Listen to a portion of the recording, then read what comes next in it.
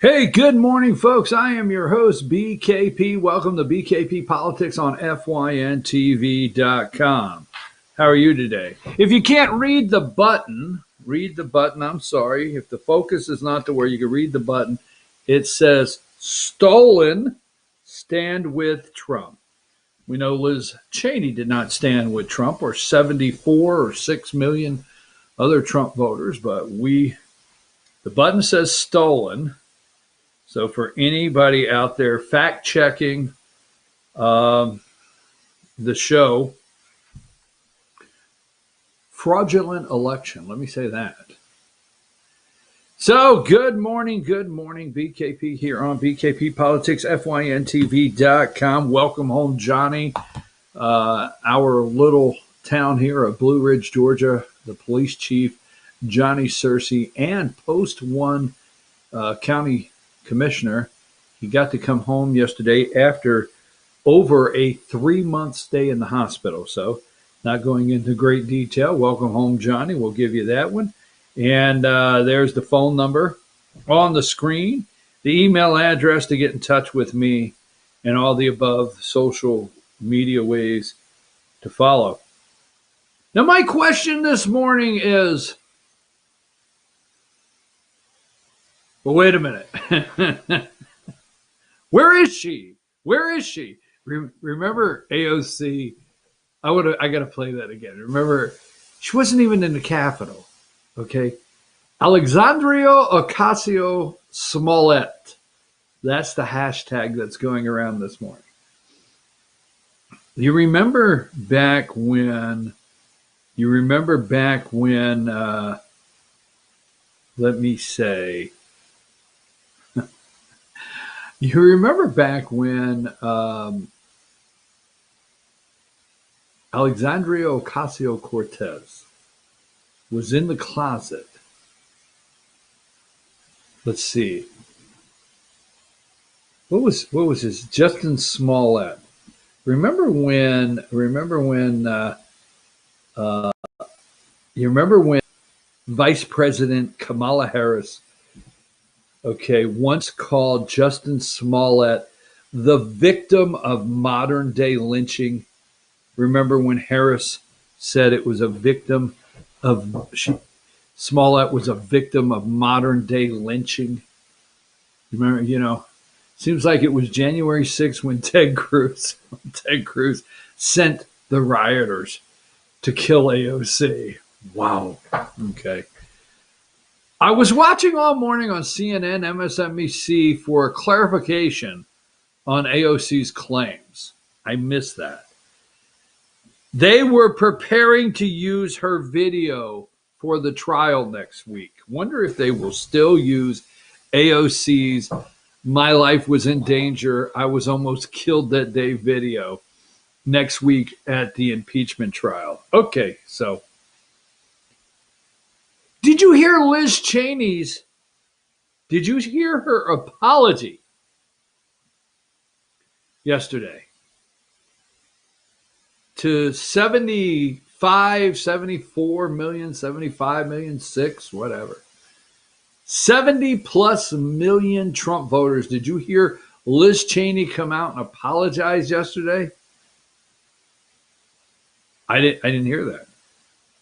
But I understand Marjorie Taylor Greene had to stand up. Now, when she met with Kevin McCarthy, Marjorie Taylor Greene, for 90 minutes, okay, and McCarthy comes out, and Marjorie comes out, and McCarthy comes out, and Marjorie did not back down, apologize, nothing, okay. I wonder if he said this: just apologize, just stand up and apologize. Now, the reason I say that, okay, number 45. All right. I'm watching what the media is doing to the Republican Party. We have, we've gone through, it's cooled down just a little bit, but, a couple weeks ago, we were talking a new party, the Patriot Party, right? And, And then the media decided to make Marjorie Taylor Greene the villain so the DCCC could use her, the QAnon, QAnon, QAnon, the QAnon lady, for all of their commercials for 2022 to try to save the House and keep it in Democrats' Nancy's grimy little paws. Greene spoke and said she realized what she said previously was wrong, according to a source in the room. Now, this was a closed-door meeting. Two other sources said she received applause, while a few stood to clap. So when McCarthy met with her, and I'm going somewhere with this, the other day,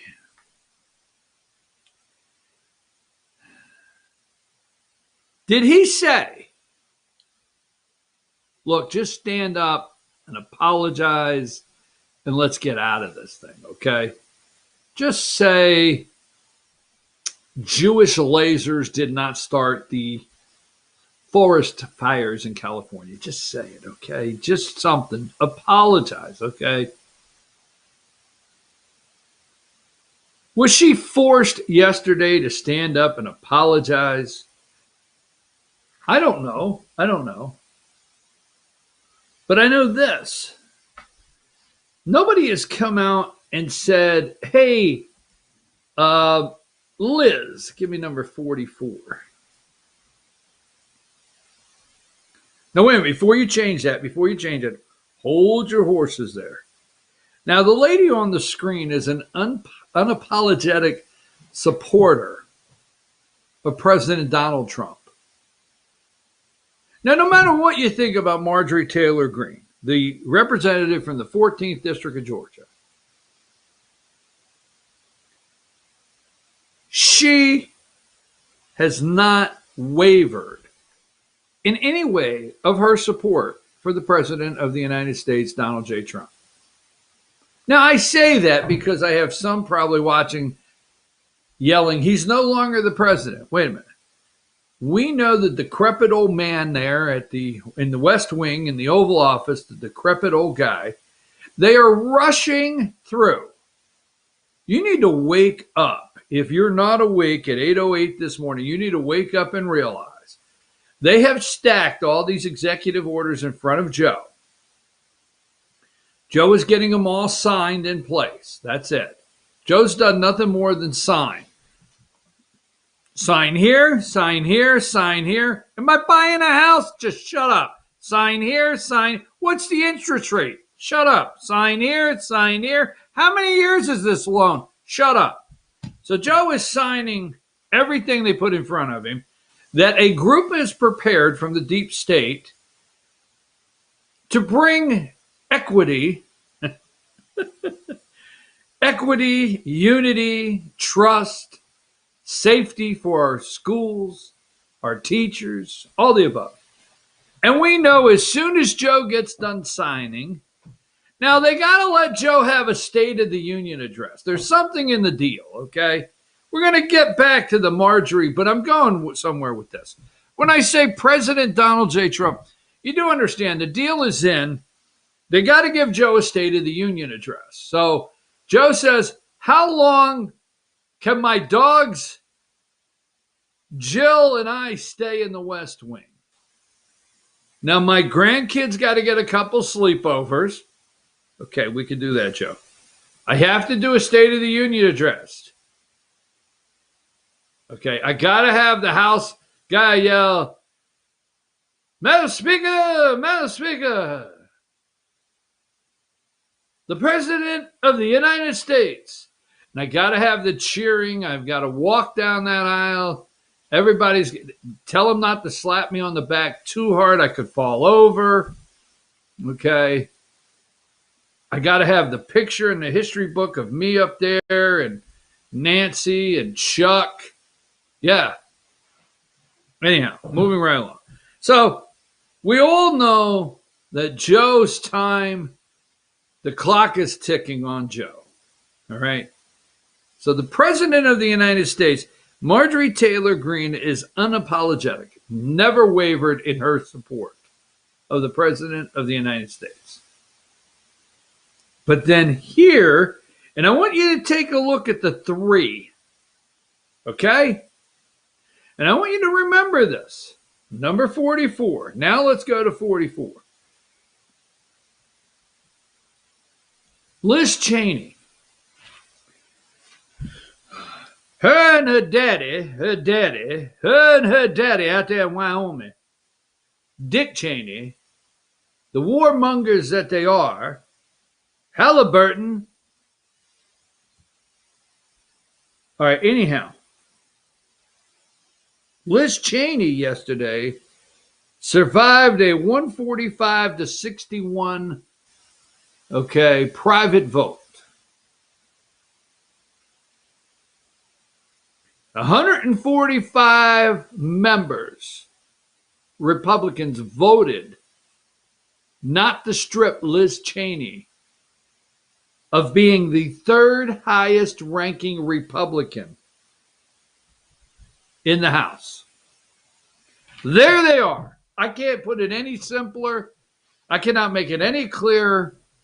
I could not do any better of a visual. The three that have to go, the trifecta, all right? Steve Scalise, Kevin McCarthy, and Liz Cheney. GOP Rep Cheney survives attempt to remove her from party leadership. Third most ranking. Did she stand up in the closed-door chamber group and apologize for voting to impeach the President of the United States, Donald J. Trump? No, she did not. Let's remember Trump was still president when this blonde from Wyoming, their only representative. Let's remember the Wyoming, I think, check it out. The Wyoming Republican Party, let's remember, they censured her, right? They're not happy with her out there in Wyoming. That's right. She did not apologize. 145. Now keep this in mind. 145 to 61. Only 61 Republicans voted to strip her of her leadership role. And why may that be?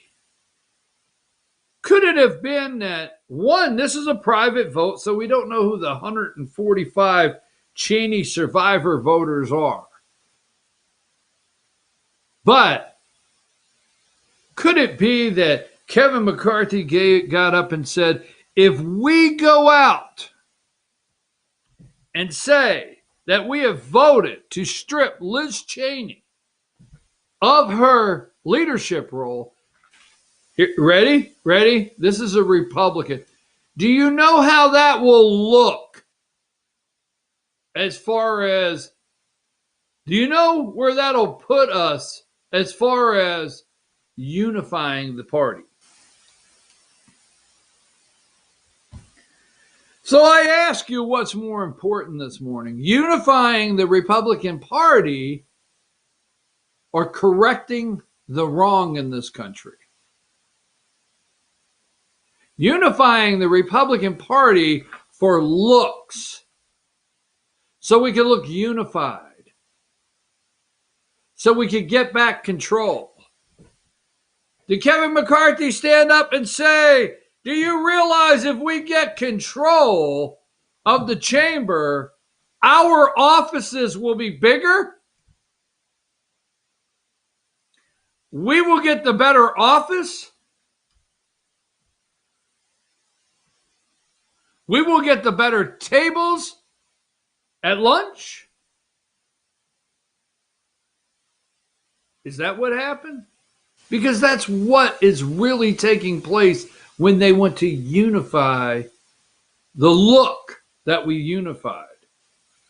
Liz Cheney didn't come out yesterday and apologize to Donald Trump supporters. No, she did not. She did not apologize at all. And Steve Scalise didn't ask her for an apology. And Kevin McCarthy didn't ask her for an apology. Now they've spent 2 solid weeks up there. More than that. Every Republican that could run to a camera and trash Marjorie Taylor Greene, not the Democrats. Trash Marjorie Taylor Greene. Calling her a cancer, as Mitch McConnell said, on the party.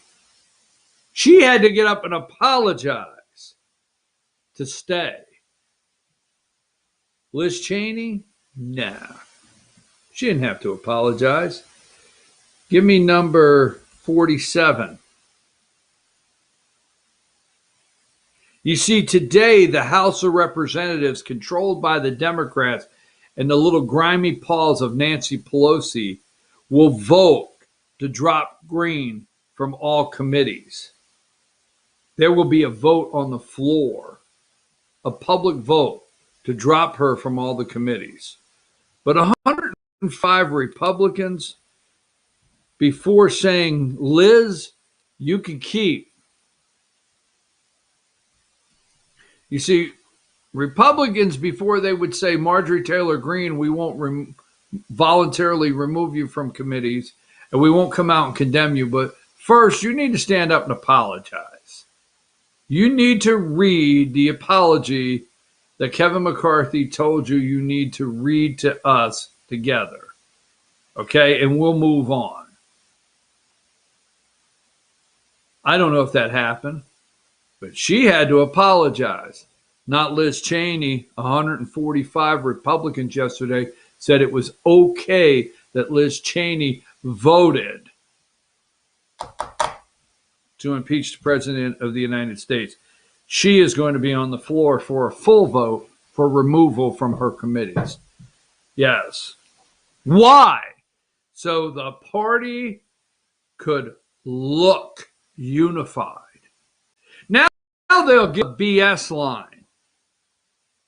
The only way we can make the changes that you, the American people, you, the base, are requiring is to take back the chamber.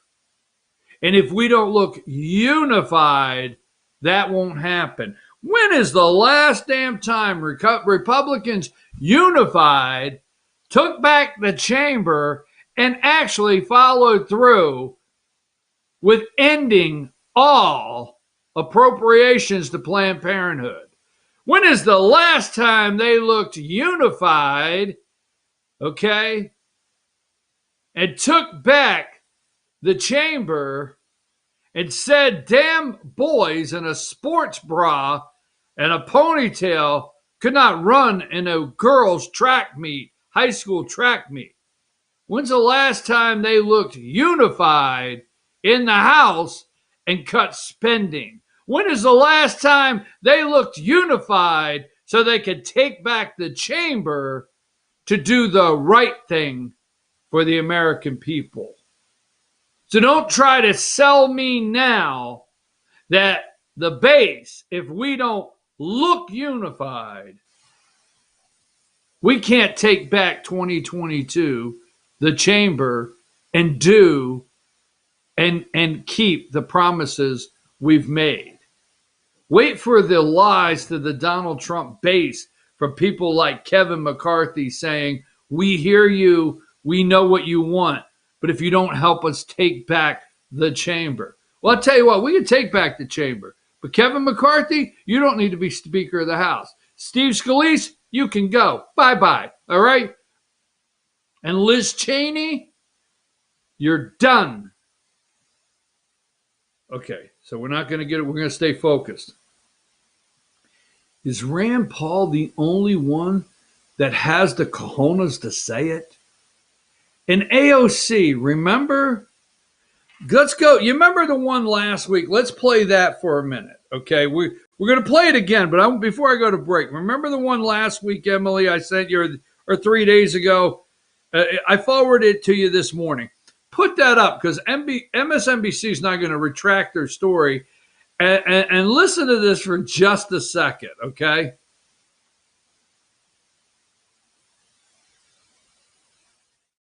To listen to a bit more of what Congresswoman Ocasio-Cortez says about what it felt like when she finally did choose her hiding place. Let's listen to this.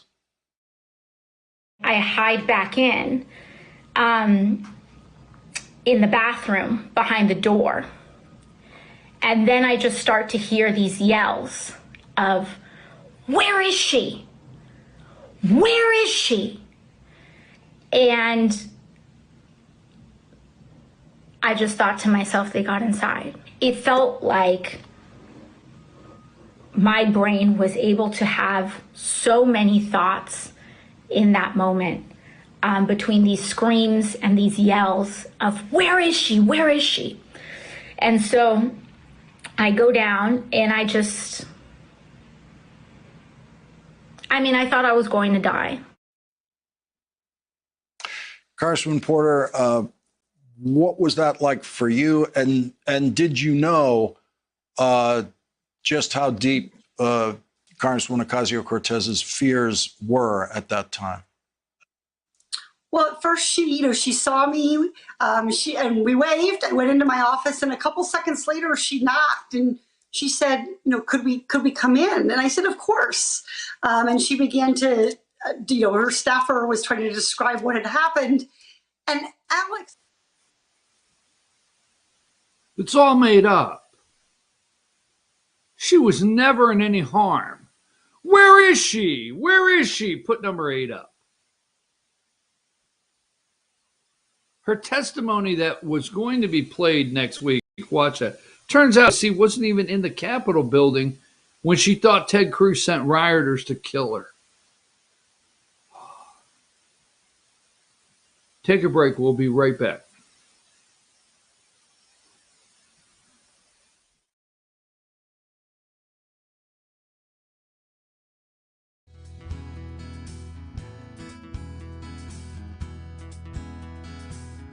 Hello, my name is Chad Watkins. I'm the manager at Larry's Body Shop. We are a family-owned and operated business and have been serving the North Georgia area since 1978. We are located at 1216 Progress Road in Ellijay, Georgia. Our shop specializes in collision repair and we work with all major insurance companies. Larry's Body Shop is ICAR Gold, the highest role of training recognized by the collision repair industry. It is estimated that only 10% of collision shops meet these standards. Our shop consists of state-of-the-art equipment such as laser measurement system, down-drive spray booth, spot and MIG welding equipment. All of our paints are mixed on site so that we can guarantee your paint to match every time. I know that having an accident can be a stressful event. We take pride in making sure our customers are satisfied with the repair of their vehicles. Our waiting area is clean and comfortable with free Wi-Fi and refreshing beverages. So if you're in an accident, stop by and see us at Larry's Body Shop. Circuit World has 9-piece living room packages at incredible prices. Get this stylish sofa and love seat, 3 tables, 2 lamps, 43-inch 4K TV, and stand, all for only $1699.99 or $129.99 a month. Or get this 9-piece living room and reclining sofa and reclining love seat, now only $1999.99 or $149.99 a month. These packages are amazing. Stop in today at one of our 5 locations and get the furniture you've always wanted at Circuit World.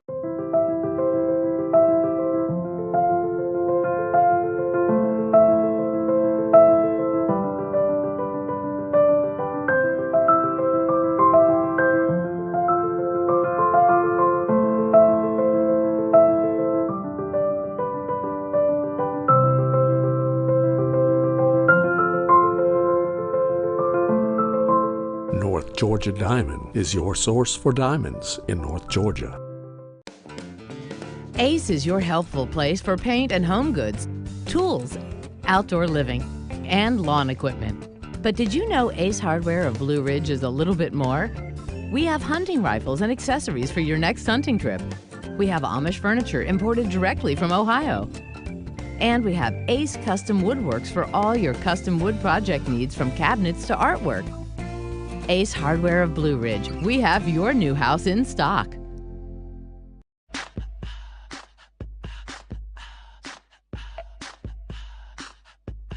What you gonna do with all that junk?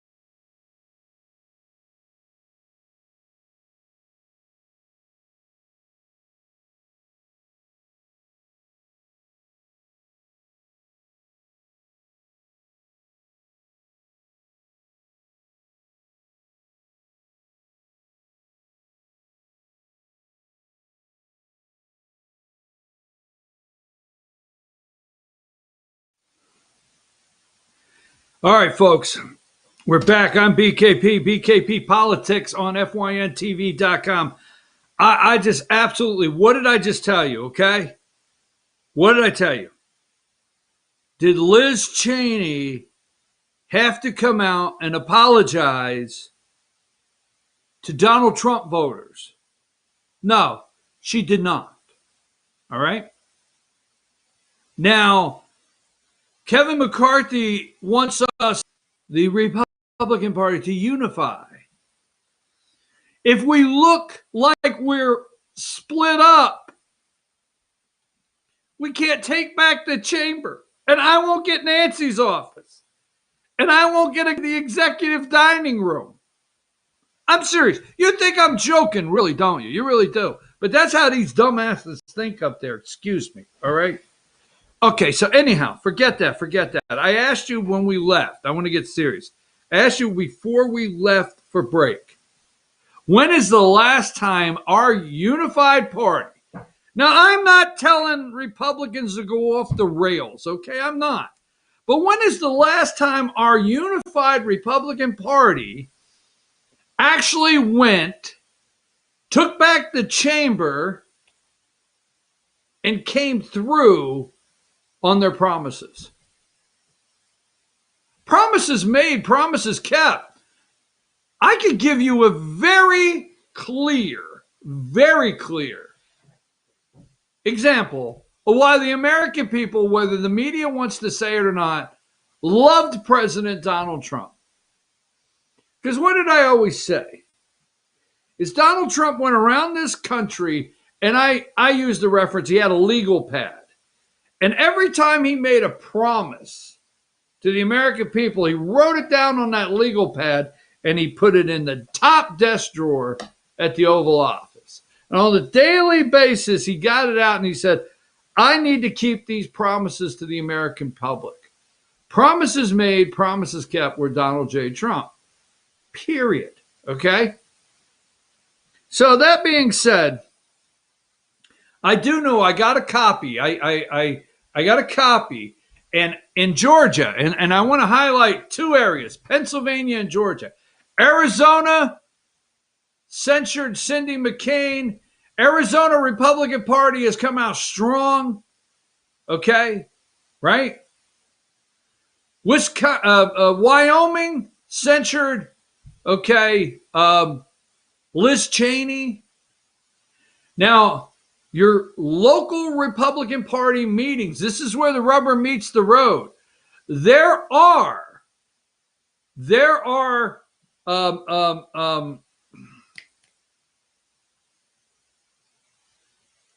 articles to censure Raffensperger, Brian Kemp. I will bring it up in the next break. I will go and look up my email. But the Georgia Republican Party, okay, it's out there. All right? You got to step up. One of the largest Republican parties in the entire state of Pennsylvania censured Pat Toomey, okay? The senator, okay, Pisa, 53. I sent it over, 53. All right? I just sent it over, Emily. I'm sorry if I called for it too quickly and you don't have it ready. I want 53 ready. I just sent it in an email. Folks, you don't know. Emily goes, I put things there, 53 and 52. I think I sent it to you. All right? So if you have 53, this is Senator Pat Toomey from Pennsylvania. All right? There he is. And January 31st of 2021, the Northampton County Republican Committee, number 50, what's the next one down? What number with 50, 52? Right there. They voted unanimously. Censure on January 31st, 2021, censure of U.S. Senator Patrick Joseph Toomey Jr. Whereas the Executive Committee of Northampton County Republican Committee has met. Right there, okay? And at the end of it, it says, it hereby, Executive Committee, unanimous vote, that Senator Patrick Joseph Toomey Jr. is censured by the Northampton County Republican Committee, and we suggest the state committee do the same. And they voted on it. This is happening, okay?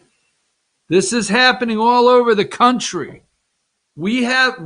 Georgia, they're ready in Georgia with the same thing. We will see.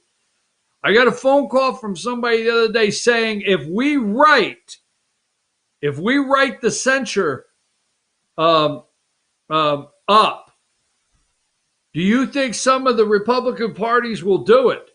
I said, let's get it out there. So they're sending it out all over the state of Georgia, which we will talk about that. We are going to have the chair of this Republican committee on next week. Today's Thursday, right? Is today Thursday?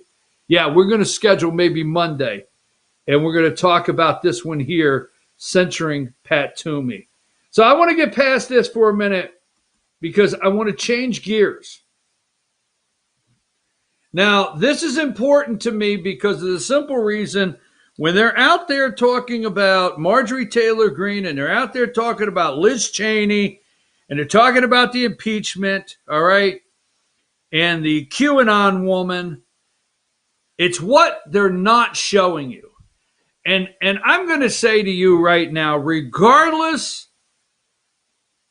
for the sake of the children in this country, okay, please do not ever stand up and talk about the debt and talk about the future of this country for our children if you don't get off your ass right now and do something about it. Please, I know this is going, I know what's going to happen. You're going to be so upset with what I'm saying, but I am so damn tired of going to meetings. I am so tired of politicians and saying it's about the future of our children, about the future of our children, about the future of our children. You have, I should not say that. Well, as a whole in this country, as the entire country, we've given our children to the government, period, okay? Flat out give them to the government. And the government's raising our kids. Now, I know there's some people angry out there saying they're not raising mine. Okay, I get it, okay? But for the most part, we send them off and we don't know what the hell, for the most part, what they're teaching them. I'm getting a lot of people angry. And what's really going on? And if we don't take back these schools, all right? I mean, seriously, we have, actually, Emily, let's start. All right, I'm going to give you a video, and I know it's I call it Track Star, and I know it's a Twitter video. Put this Track Star video in. Put this in. Let's show the people at home.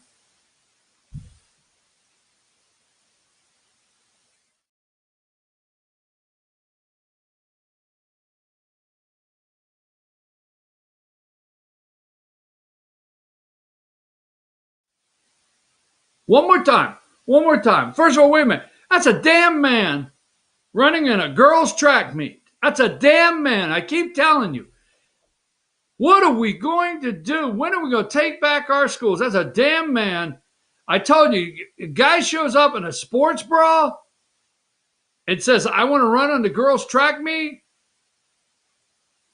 Show it again.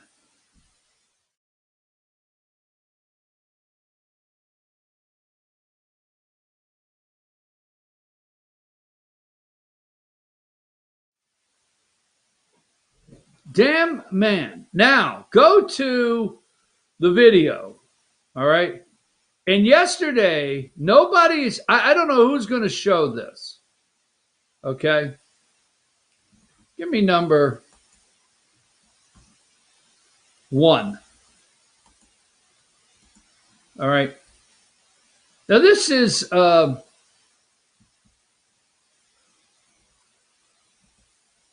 hang tight, I got it here somewhere. This is Miguel Cardona, right? Miguel Cardona.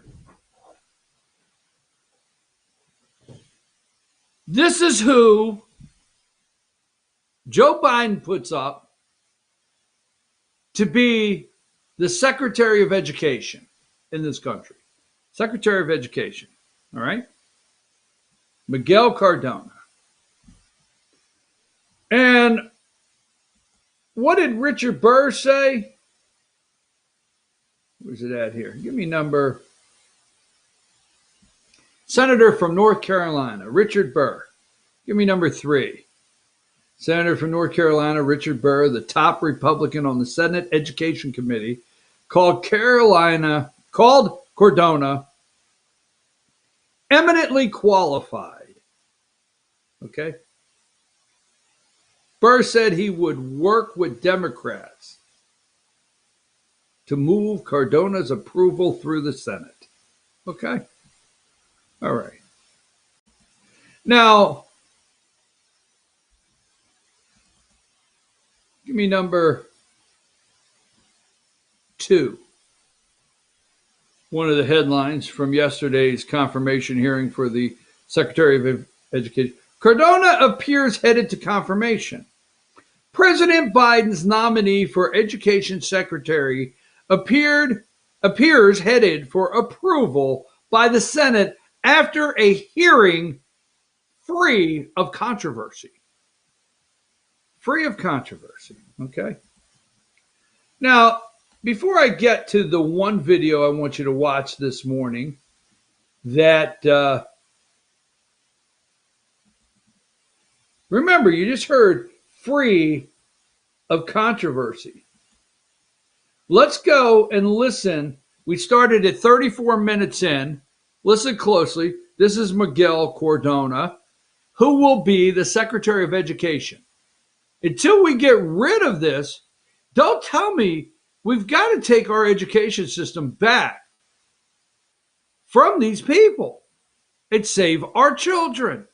So let's go to Miguel Cardona. That's the video I have, and started at 34 minutes there, like I have. That gave me so much as a child. For me, education opened doors. That is the power and the promise of America. But it's not a promise kept for every student.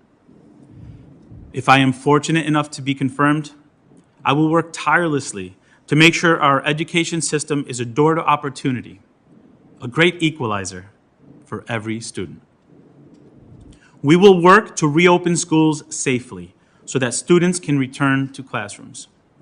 We will remove silos in education, sharing our breakthroughs and successes throughout our country, and cultivating schools and colleges as places of innovation.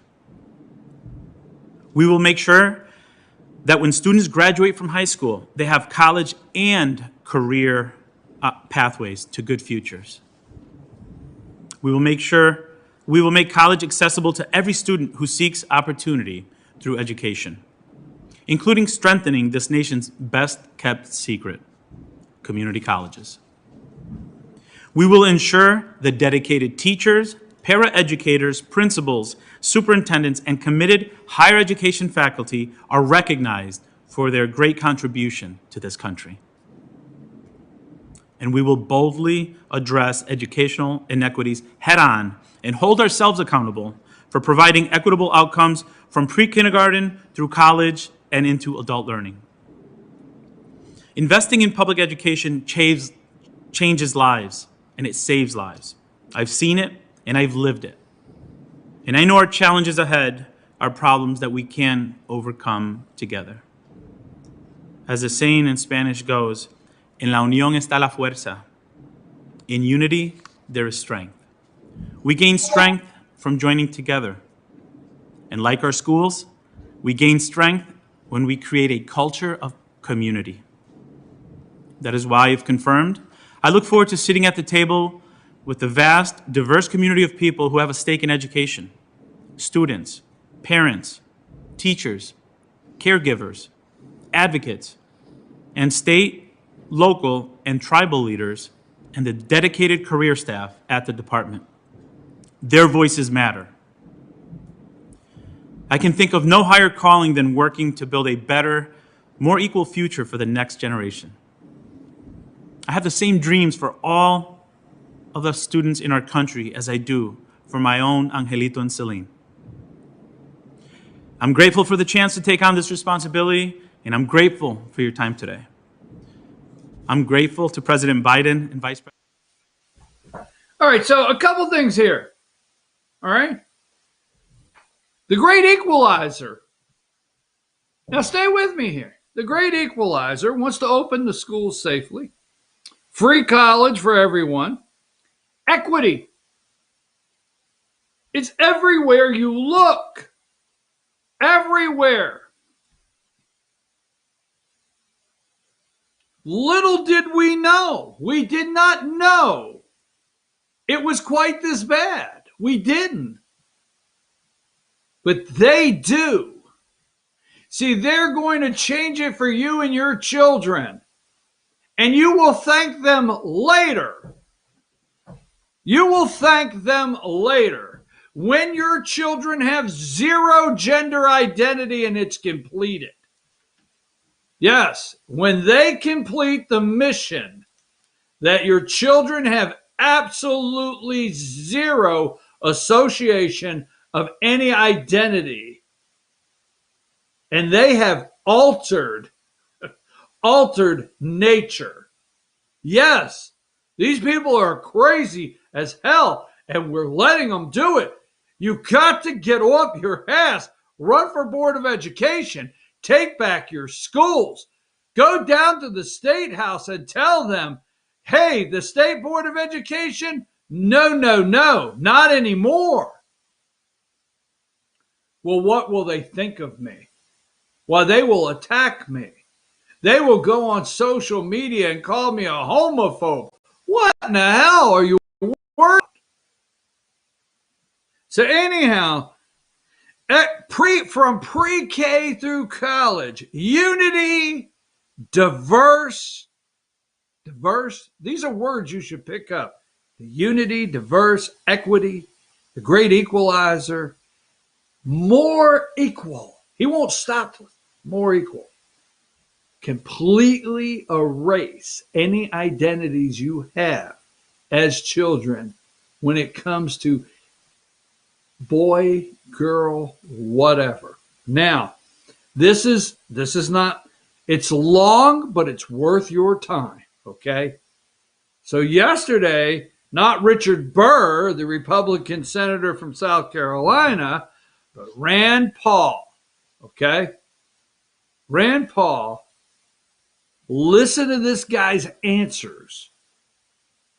As Rand Paul questions him yesterday, who will now be our Secretary of Education. Thank you, Jimmy Carter, for the national education. Let's go with Rand Paul. Let's go with that video there, Emily. Office of Civil Rights sent a letter to Connecticut saying that boys can't compete with girls in sports, or so they shouldn't be forced to allow boys to compete in girls' sports. If you're confirmed, will you enforce that Office of Civil Rights opinion? Hello, Senator. Thank you for the question. I understand that there are a lot of concerns about that. It's if confirmed, it's my responsibility and my privilege to make sure that we're following our civil rights of all students. And that includes activities that they may engage in high school or in athletics. What do you think in general about boys running in girls' track meets like they've been doing in Connecticut? I think that it's critically important that education systems and educators respect the rights of all students, including students who are transgender, and that they are afforded the opportunities that every other student has to participate in extracurricular activity. Does it bother you that like the top 20% of boys running in track meets beat all of the girls in the state, and that it, would be, completely destroy girls' athletics? The girls are being pushed out. If they don't make the finals in the state meet, they don't get college scholarships, that it's really detrimental to girls' sports. Do you worry about having boys running girls' track meets? I recognize and appreciate the concerns and the frustrations that are expressed. As Commissioner of Education, have had conversations with families who have felt the way you just described it, and families of students who are transgender. So I understand that this is a challenge. I look forward to working with you and others to. Do you think it's fair to have boys running in the girls' track meet? I think it's appropriate I think it's the legal responsibility of schools to provide opportunities for students to participate in activities, and this includes students who are transgender. So you don't have a problem then with boys running in the girls' track meet, swimming meets, name it. You're okay then with boys competing with girls? Respectfully, Senator, I think I answered the question. I believe schools should offer the opportunity for students to engage in extracurricular activities, even if they're transgender. I think that's their right. All right. Well, a lot of us think that that's bizarre, not very fair. I come from a family that has a lot of girls who have competed in college athletics, have been state champions, and frankly, some boy that's 6'2" competing against my 5'4" niece doesn't sound very fair. I think most people in the country think it's bizarre, that it's just completely bizarre and unfair that people, and you're going to run the Department of Education, you've got no problem with it. That concerns me. And I think this kind of thing is going to lead to really just the vast majority of America just wondering, who are these people that think it's okay? From what planet are you from? I mean, to think it's okay that boys would compete with girls in a track meet, and that somehow would be fair. I wonder where feminists are on this. I wonder where the people who supported women's sports are on this. I mean, we all going to be okay with hulking 6'4" guys, wrestling against girls? It just makes no sense whatsoever. And so I think the fact that you seem to be afraid to answer the question, or you basically do answer the question by saying it's okay without saying it's okay, really is a statement to a real problem we have, and a disconnect between what middle America and what most Americans actually believe. I even think most Democrats don't believe girls should run in the boys' track meet. Boys should run in the girls' track meet. So I'm disappointed in the answer, and I just can't imagine that we're going to have a policy like that nationally. Thank you, Senator.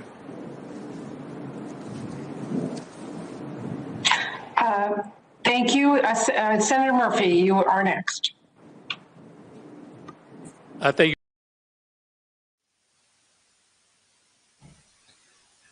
I can't believe we're going to have a policy like that nationally. You heard it there, folks. You heard it, okay? So I don't know about you out there in America, but, a couple years ago, Fannin County, Georgia, you remember when 1,000 of you showed up at a Board of Education meeting over the gender on bathrooms, right? Get ready. Get ready. Nothing you can do now. It's going to be totally stripped from your control. If you don't step up now, this is why I said yesterday on this show, you continue to hear it's now or never. It's now or never. Okay? Republicans have said this is the most important election of our lifetime. There is the boy who cried wolf, or the transgender who cried wolf. I don't know who the hell's crying wolf, right? But I'm telling you, if I'm not proven it's now or never that you get up and take these schools back, okay, and get some things corrected in this world, the United States of America, not the world, but the world we're living in. What did he say? What planet are we from? Who are these people? It's bizarro. Okay. That's where we're at, folks. Run the track meet one more time. Just one more time. Run that track meet. Okay.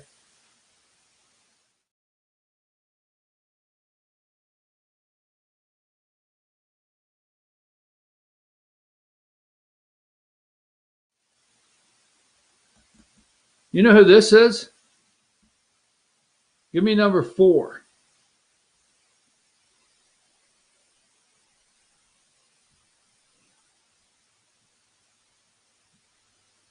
Do you know who Kathy Hoffman is? Our collective ability to offer protection, love, and security to our LGBTQ. What is I and A? Where the hell's all these letters coming from?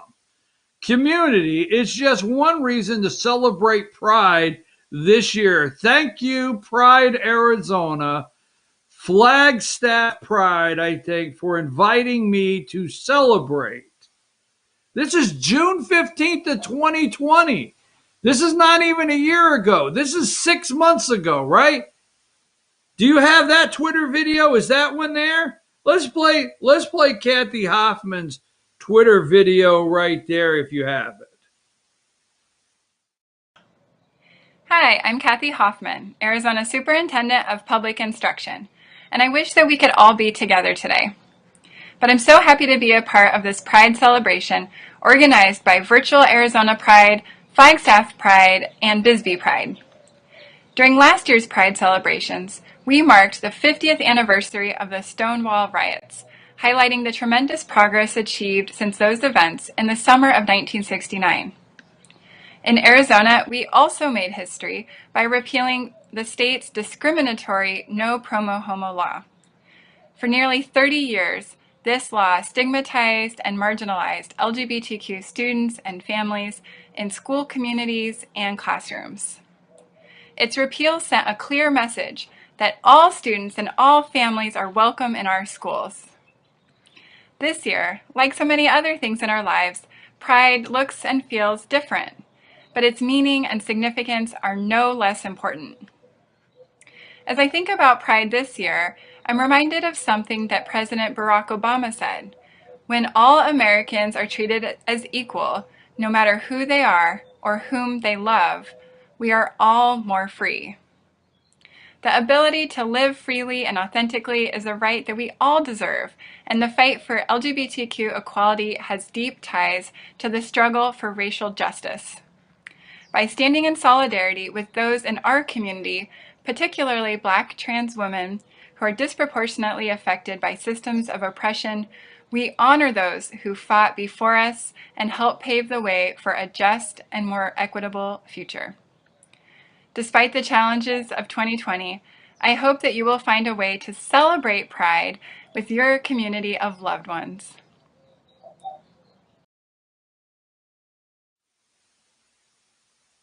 My question to you, is that a man? Is that a man? It look like a man. It look like a man. Identifies transgender. Number five. We're going to stay focused on our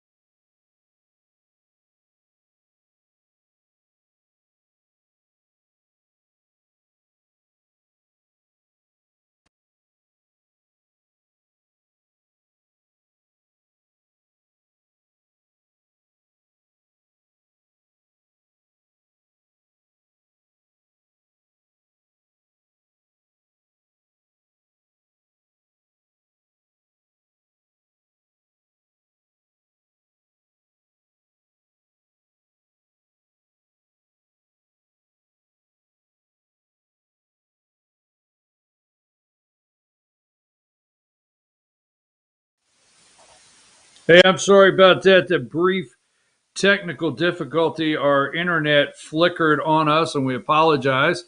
We're sorry about that. We're back. But as I was saying before we were interrupted by the internet, that's Kathy Hoffman, okay? I don't know exactly where it froze up, and our internet had a flicker. That's Kathy Hoffman, okay? She is the Secretary of Superintendent of Schools of Arizona. Is that a man? Looking like a man to me. Identifies as a transgender, okay? So our focus is on what are we doing to our children?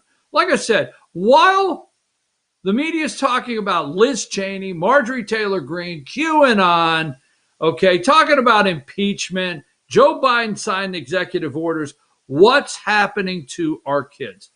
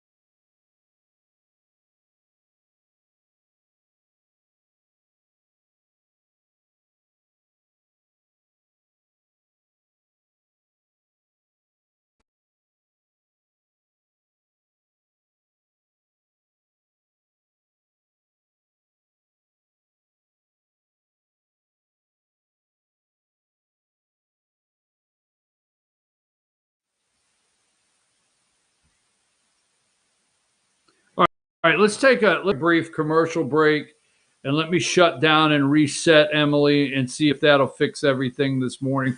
We apologize. We'll take a quick commercial break at 9 o'clock here. We'll be right back after these brief messages.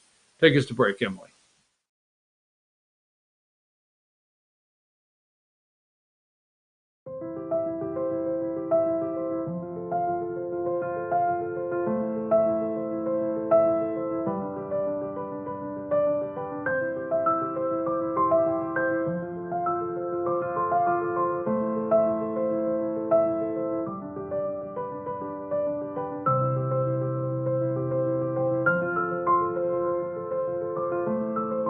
North Georgia Diamond is your source for diamonds in North Georgia.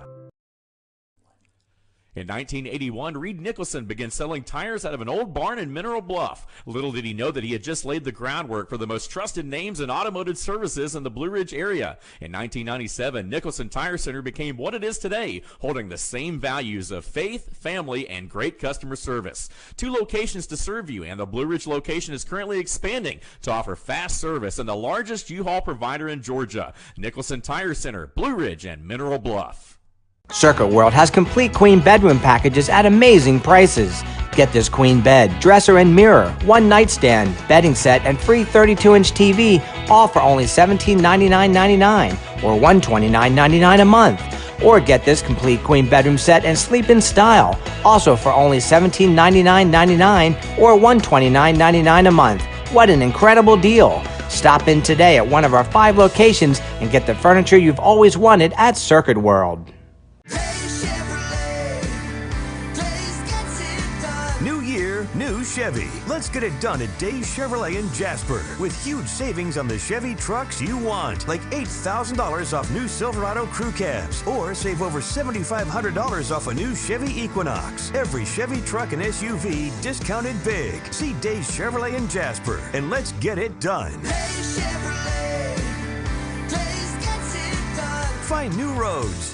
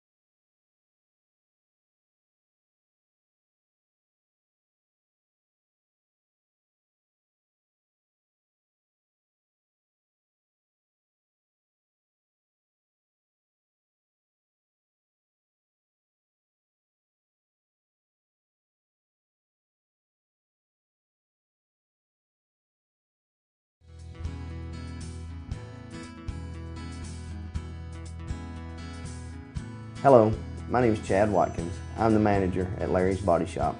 We are a family-owned and operated business and have been serving the North Georgia area since 1978. We are located at 1216 Progress Road in Ellijay, Georgia. Our shop specializes in collision repair and we work with all major insurance companies. Larry's Body Shop is ICAR Gold, the highest role of training recognized by the collision repair industry. It is estimated that only 10% of collision shops meet these standards.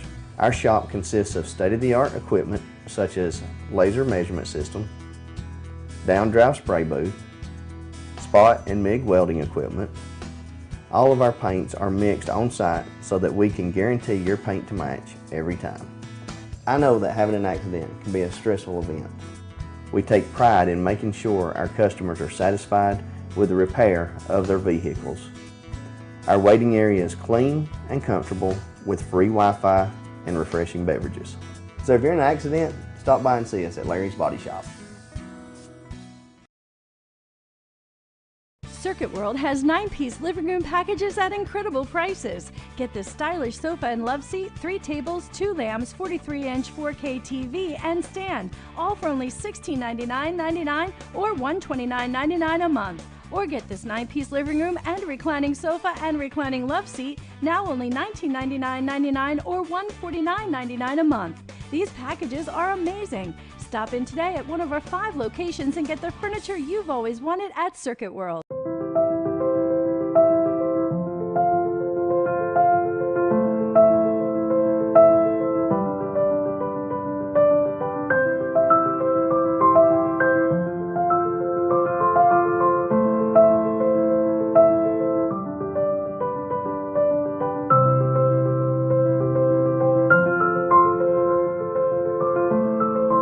North Georgia Diamond is your source for diamonds in North Georgia. Ace is your healthful place for paint and home goods, tools, outdoor living, and lawn equipment. But did you know Ace Hardware of Blue Ridge is a little bit more? We have hunting rifles and accessories for your next hunting trip. We have Amish furniture imported directly from Ohio. And we have Ace Custom Woodworks for all your custom wood project needs, from cabinets to artwork. Ace Hardware of Blue Ridge, we have your new house in stock.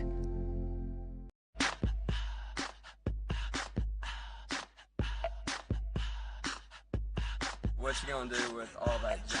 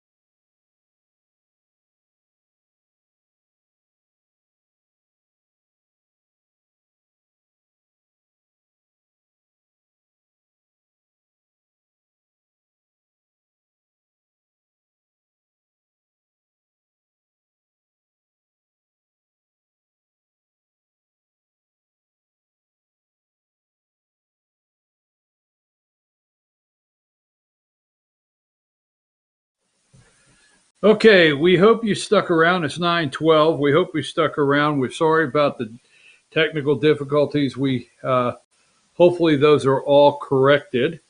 Okay, hopefully they are corrected, and we will not have anything else happen. We had a little internet issue. We had to shut down and come back. So we hope you're still with us.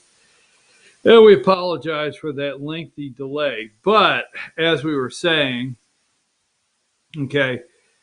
So we've talked about the Department of Education, Arizona, okay. We talked about the Superintendent of Schools of Arizona, transgender athletes. We showed you the Rand Paul video, and the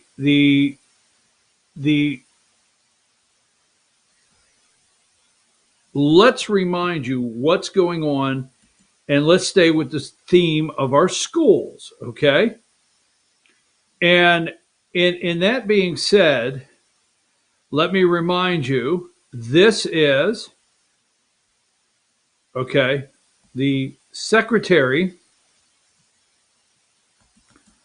the deputy secretary, number 17, of Health and Human Services, all right?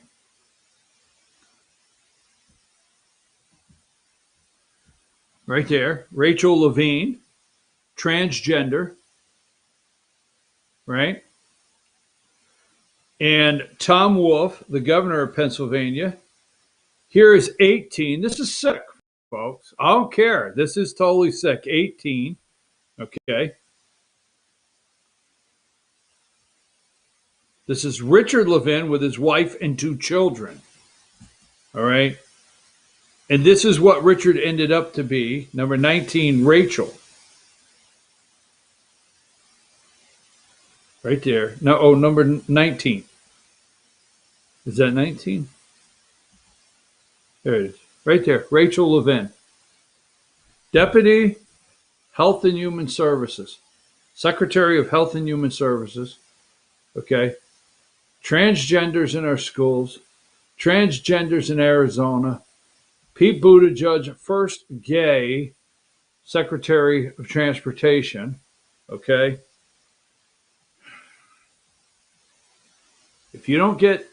This gets worse as our schools. Equity, remember equity, okay? They are going through and going to cleanse, okay? All right, look at this cartoon. This was drawn by an 8th grade, number 6. This was drawn by an 8th grade social studies teacher, okay?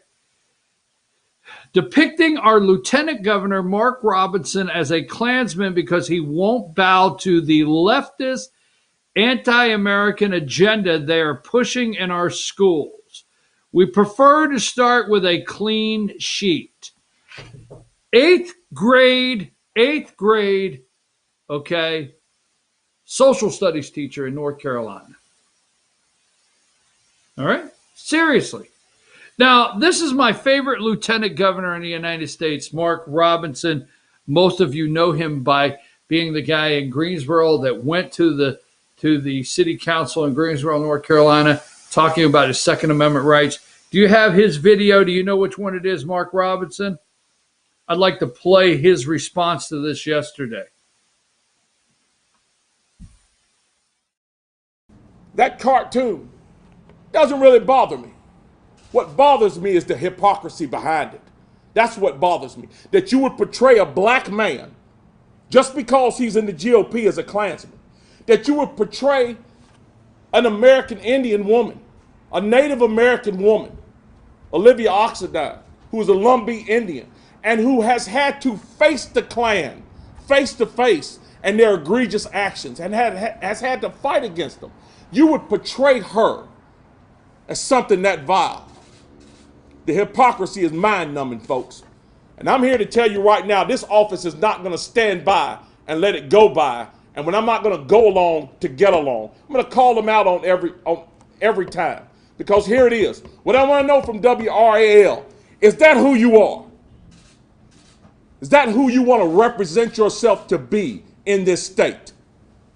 And again, it's not a private individual. It's not a private Facebook page. That is a newspaper. It sells itself to millions of people across this state that would put something that vile out. When I understand the person who drew this is an 8th grade social studies teacher. If that's true and he's teaching these falsehoods, because by the way, wasn't anybody in the GOP that promoted the Ku Klux Klan and the ideals thereof? I can tell you who did that. If he's promoting this in WRAL, what is he doing in his classroom? So these standards are divisive. And this should give us pause to pump the brakes, slow down, and revisit this issue. And not pass these standards on tomorrow or on Thursday. Well, we're busy investigating people for simply going to Washington, D.C. And yes, the vast majority of people who went to Washington, D.C. just went to have their voice heard.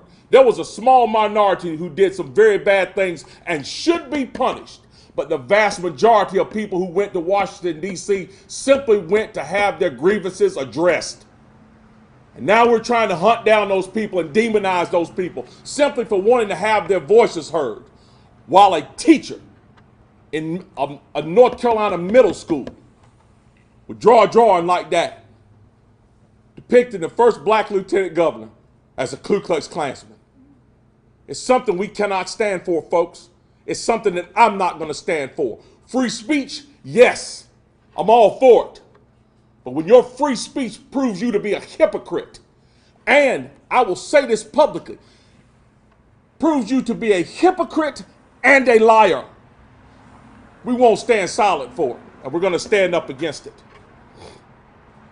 It's happening now, and I continue to make sure it's going to happen in the future as Lieutenant Governor. Do you guys have any questions? That's my favorite lieutenant governor in the United States of America, Mr. Robinson up there in North Carolina. Did you see that? Go back to number 6, depicting him as a Klansman. He said the majority of Americans went to D.C. just to have their voice heard. A small group. Right? Exactly. If, as he said, that was drawn by an 8th grade social studies teacher in North Carolina, remember what the Secretary of Education in the United States, who is about to be approved here, equalizer. School system is going to be used as the great equalizer. Want to open them up safely, free college, community colleges, equity from pre-K through college, unity, diverse, more equal. I'm telling you this morning, if we don't get back our schools, if we don't now, you know who this is? Number 16. I just want to stay with a little something this morning. Give me number 16. You know this lady here?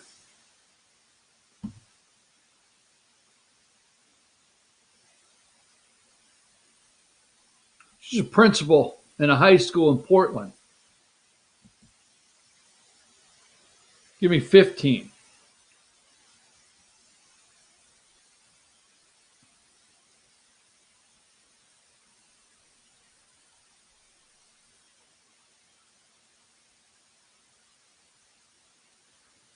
Portland principal is branded a Black Lives Matter Marxist by angry parents after she claimed the education system is built on a system of oppression and white supremacy. All right? Called out in the education system in comments to the Sherwood School District Board back on January 20th. One person took to Facebook and called her a Black Lives Matter Marxist. while some parents were angry by her comments. Brianna did get support from the district superintendent, who sent a letter to the community. Education has become a flashpoint in discussion of race, with Donald Trump proposing a patriotic education in his final months of office. A patriotic education. You see, this principle says the system of oppression and white supremacy. History will not be taught in schools. It's gone. Okay? The great civil rights issue of today for these people is equity. Equity. Okay? Give me number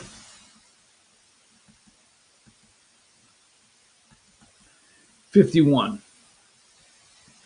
The debate over trans inclusion, number 51. History is not being taught in our schools. Absolutely not. Okay?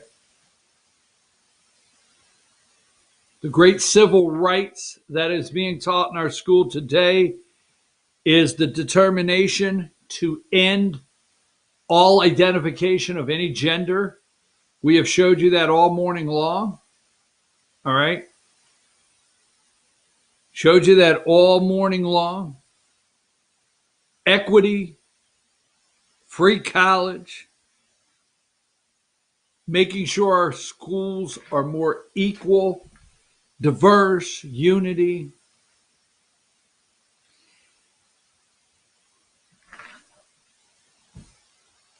Trying to buy you off with a $1,400 check. Trying to buy you off with a $1,400 check. If you don't get up now, get out of the chair and go take back your schools in this country on every level. All the arguments you make of draining the swamp, all the arguments you make of making America great again, all the arguments you make of if we could just take back the House in 2022. I wish more people in America had as much passion for our children to take back our schools as we hear people talk on social media about taking back the House of Representatives. We take back our schools. Our children will take back our country if our children are taught the true history of our country. And we instill pride again in being an American. I'm going to take a break or try. Like I said, I hope all of our technical issues are cleaned up. I don't know how long we're going to be able to go this morning because of some of the things that have been going on. I hope you're still with us. We're going to take a break. We'll be right back. Thank you for sticking with us this morning.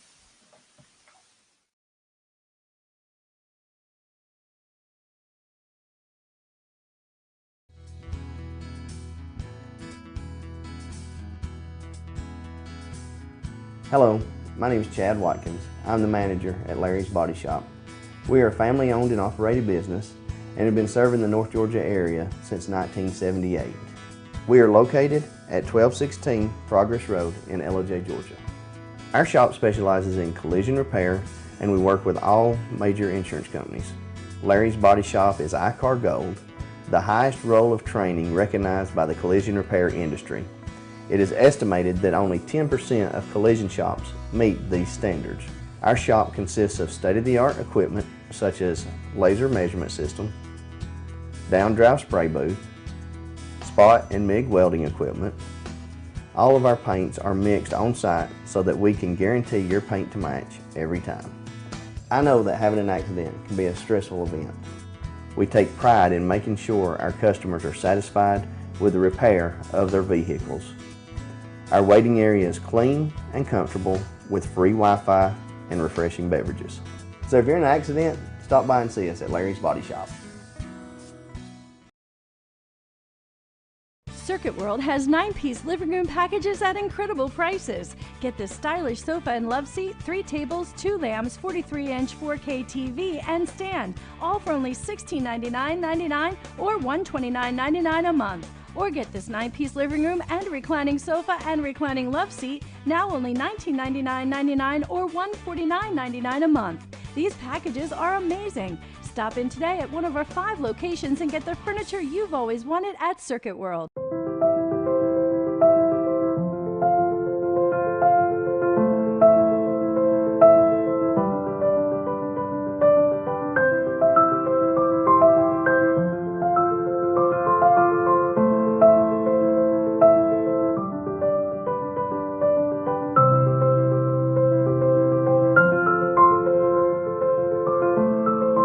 North Georgia Diamond is your source for diamonds in North Georgia. Ace is your healthful place for paint and home goods, tools, outdoor living, and lawn equipment. But did you know Ace Hardware of Blue Ridge is a little bit more? We have hunting rifles and accessories for your next hunting trip. We have Amish furniture imported directly from Ohio. And we have Ace Custom Woodworks for all your custom wood project needs, from cabinets to artwork. Ace Hardware of Blue Ridge. We have your new house in stock.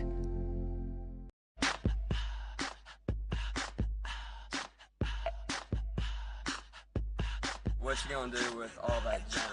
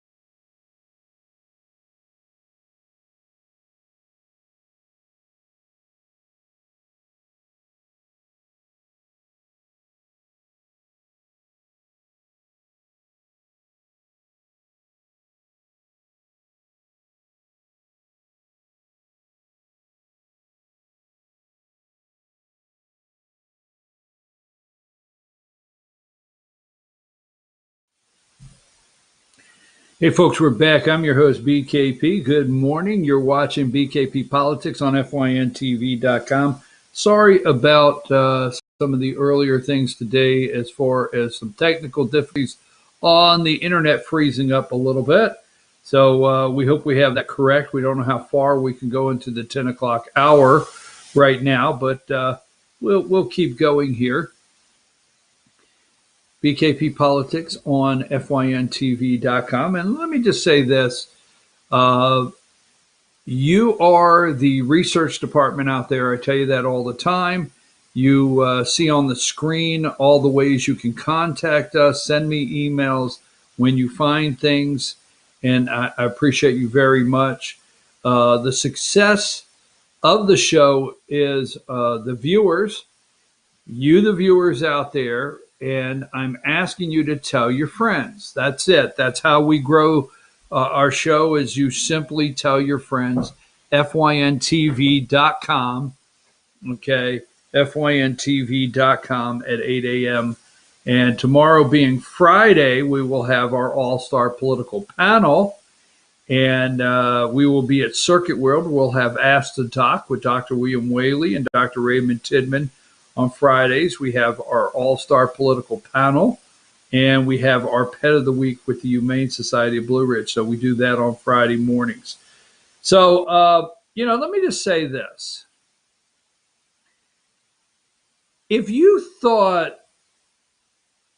just now figuring out this guy is a freak, okay, number 14, all right, LAPD cops and helicopters swarm Marilyn Manson's Hollywood home over concern for his safety as 11 women accuse him of abuse. You just figured out this guy's a freak, right? It took 11 women to figure out this guy is a freak. Okay, so AOC, give me number 8. I want to do this one really quick, okay? But AOC, the media cannot stop, all right? Where is she? Where is she? They cannot stop. Number 8, all right? Now, AOC wants you to believe that she was in danger for her life, okay? That Ted Cruz sent rioters to kill her. She has made videos on Instagram. I was, and I'm not for sure it's not going to happen still, but all this morning, MSNBC, CNN, nobody is retracting. Nobody is retracting AOC's comments for the last several weeks concerning January 6th. On her life, her safety.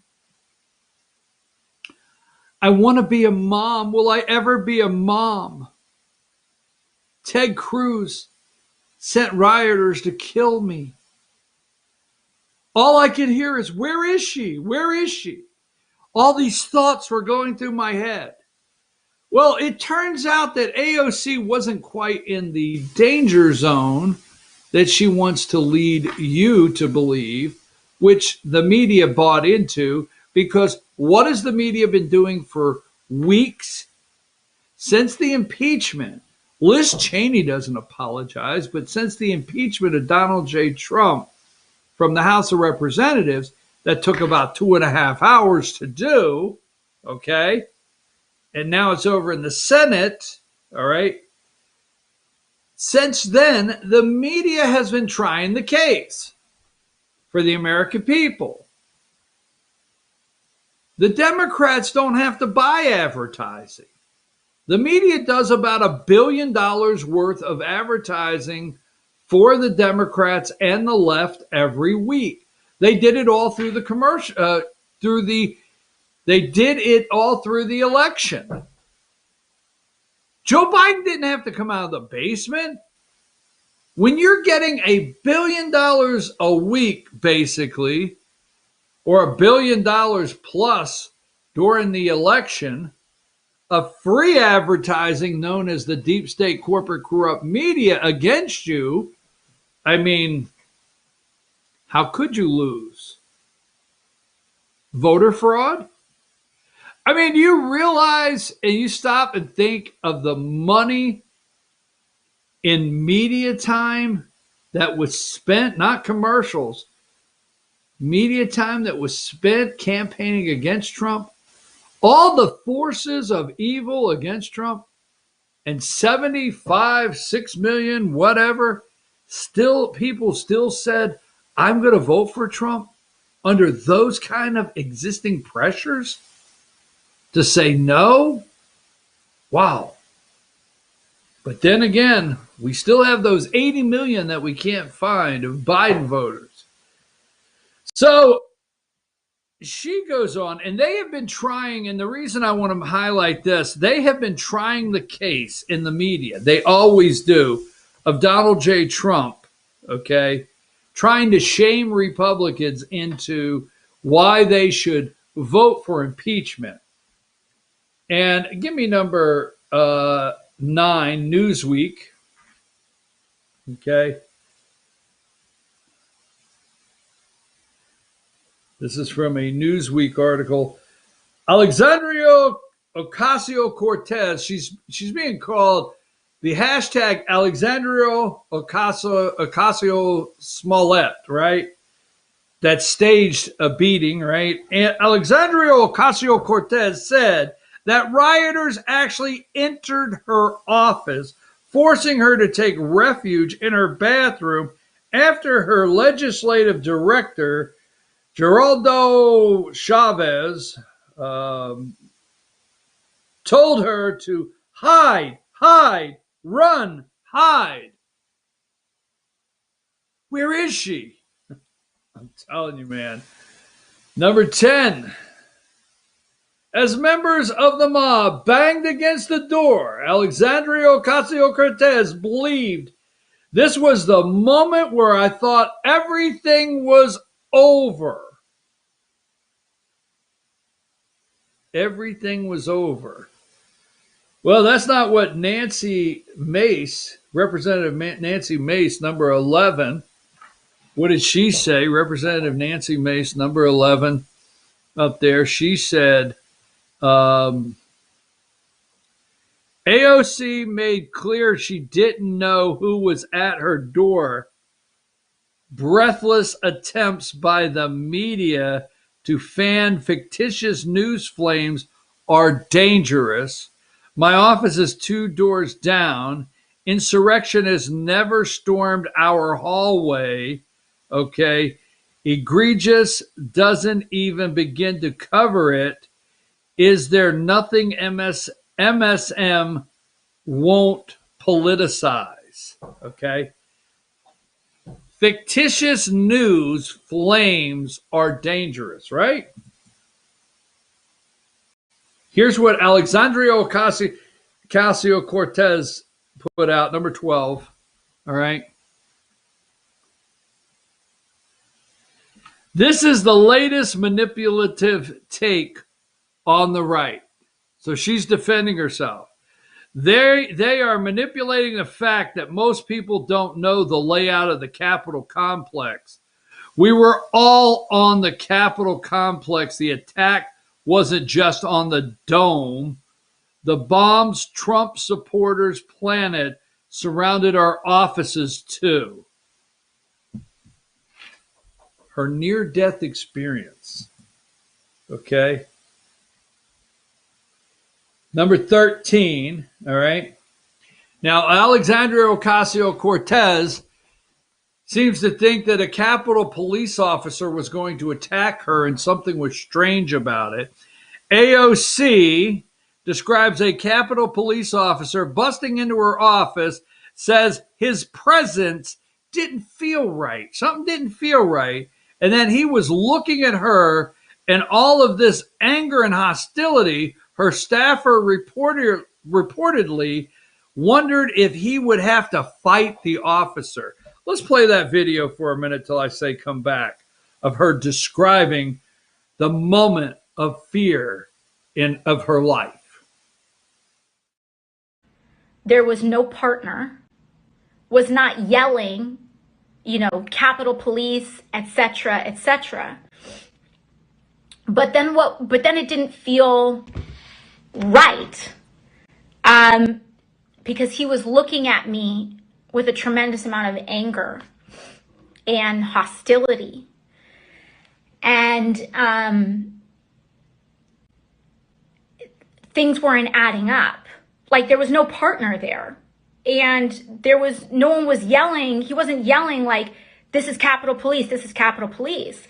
And he was looking at me in all of this anger and hostility. And at first, you know, in my brain and in my mind, I'm thinking, okay, I just came from this super intense experience just now. Maybe I'm reading into this, right? Like, maybe I'm projecting,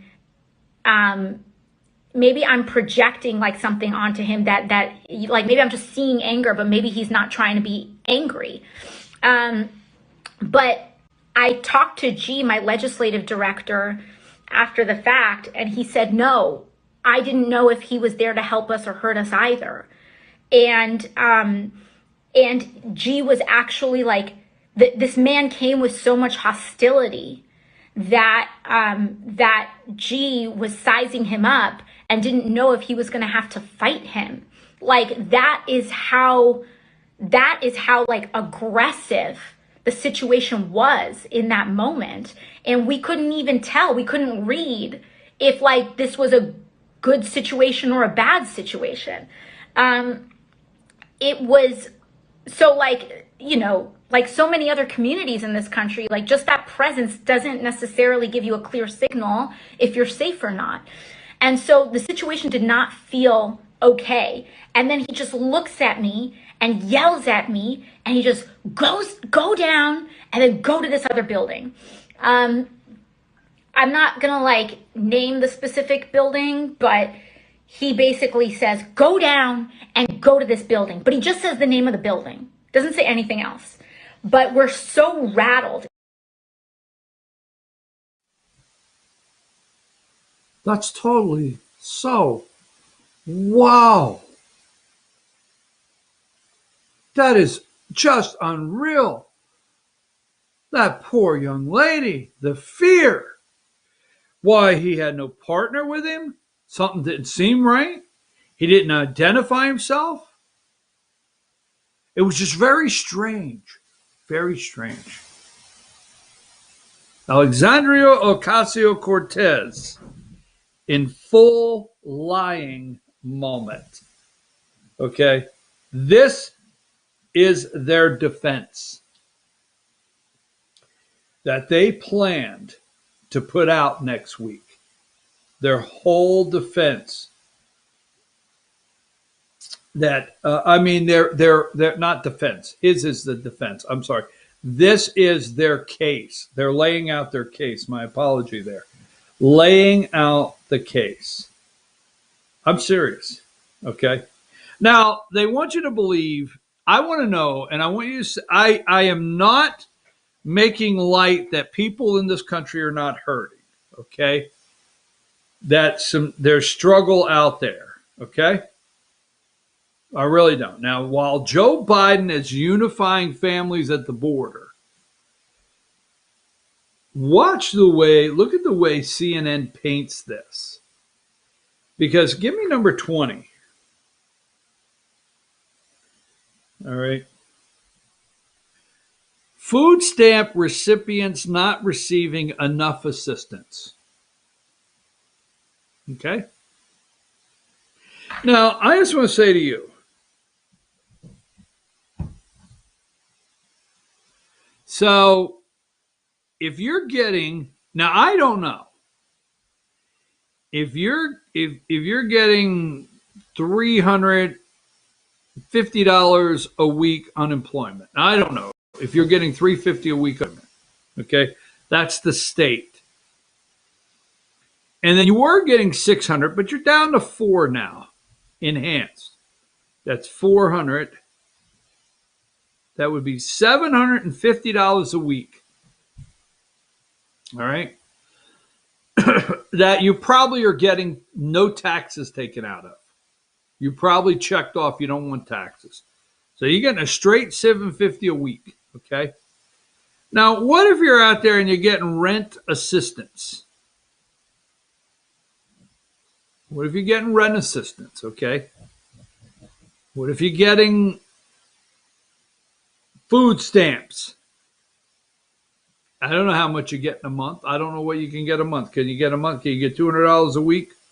Okay, in food stamps, $300 a week. All right. I mean, I'm telling you. You tell your landlord to go pound sand, you're unemployed. You get $700 a week. You get some kind of welfare. No, I can't call it that. Food stamps. Why the hell am I working? Why do I keep pushing myself? Food stamp recipients not receiving enough. Okay. 21. Jobless Americans missed $17.6 billion in benefits in December. Number 22. Just keep printing the money.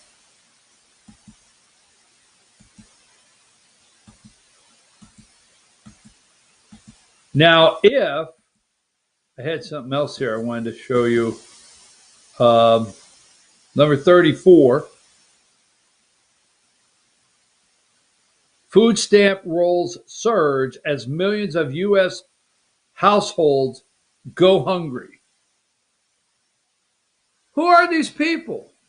Now, I can understand me being white and privileged, as you would call me, and I don't know, working for a living, and maybe I'm not bumping into the hungry people. Maybe I'm just not. I mean, maybe they're out there and I just don't see it. Number 35, food stamp rolls surge. They found this lady to highlight her, number 35. Number 36, food stamp, there it is, averaging receiving SNAP 35.7 million, up to 43.8 million in 2020. So what are they saying? In 2019, it was 35.7. It went up to 43.8 as what? The COVID economic orchestrated collapse took place in 2020 to get rid of Donald J. Trump. Number 37, this is Stacey Dean, Deputy Undersecretary, Food Nutrition, not receiving enough. Okay. I like this picture. I took this one here because they got it all set up. The food drive here, number 38. Stop. Okay. Stop. Put car in park, crack the window down, and pop the trunk. Okay. Stop, put the car in park, pop the trunk. I got it down. Now, 39. Now, this is going to be mean, and I'm going to get a lot of, might get some hate mail on. I might get hate mail on this. Okay. This lady may be saying, could you hurry up? I mean, I got to stop by the liquor store. I got to get cigarettes. I got to get lottery. Seriously, right? Not enough. We're just not getting enough. So Joe Biden has to go the 1.9 trillion alone. He has to go it alone. He has to get the people the money out that are hurting. Hold on here a minute. Let me show you this. He's got to get it out. They're hurting. I thought I had something here I wanted to show you as far as that was concerned. But they're making the case on why they have to get the $1.9 trillion out, because the American people are hurting so bad. $1.9 trillion, and you got, let's see, you got 1,200 as a 1,200, then you got 600 Trump gave, and now you can get 1,400, 006, let's see, 6, 10, 11, 12. Let's see, 1,200, 614. So that's 10, 12. So is that 3,200 to that? $5 trillion spent.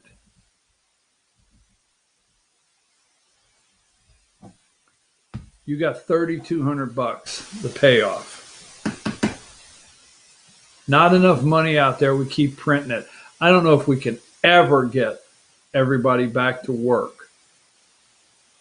I'm your host, BKP. It's 9:52. We're going to take a brief break. We'll be right back. We're not done.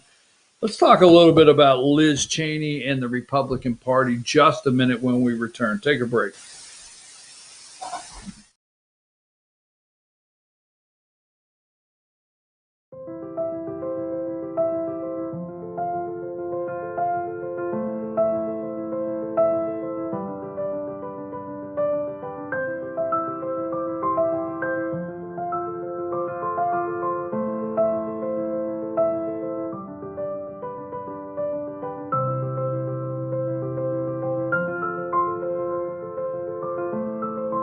North Georgia Diamond is your source for diamonds in North Georgia. In 1981, Reed Nicholson began selling tires out of an old barn in Mineral Bluff. Little did he know that he had just laid the groundwork for the most trusted names in automotive services in the Blue Ridge area. In 1997, Nicholson Tire Center became what it is today, holding the same values of faith, family, and great customer service. 2 locations to serve you, and the Blue Ridge location is currently expanding to offer fast service and the largest U-Haul provider in Georgia. Nicholson Tire Center, Blue Ridge, and Mineral Bluff. Circuit World has complete queen bedroom packages at amazing prices. Get this queen bed, dresser and mirror, 1 nightstand, bedding set, and free 32-inch TV, all for only $1799.99 or $129.99 a month. Or get this complete queen bedroom set and sleep in style, also for only $1799.99 or $129.99 a month. What an incredible deal! Stop in today at one of our 5 locations and get the furniture you've always wanted at Circuit World. New year, new Chevy. Let's get it done at Days Chevrolet in Jasper with huge savings on the Chevy trucks you want, like $8,000 off new Silverado crew cabs, or save over $7,500 off a new Chevy Equinox. Every Chevy truck and SUV discounted big. See Days Chevrolet in Jasper, and let's get it done. Days Chevrolet. Days gets it done. Find new roads.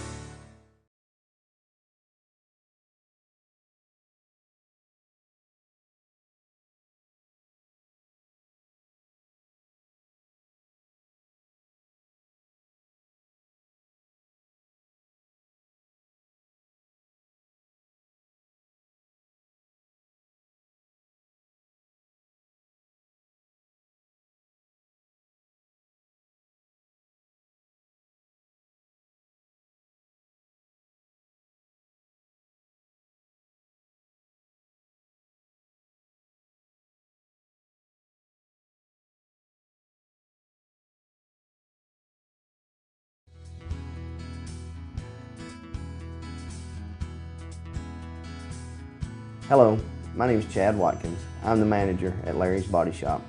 We are a family-owned and operated business and have been serving the North Georgia area since 1978. We are located at 1216 Progress Road in LOJ, Georgia.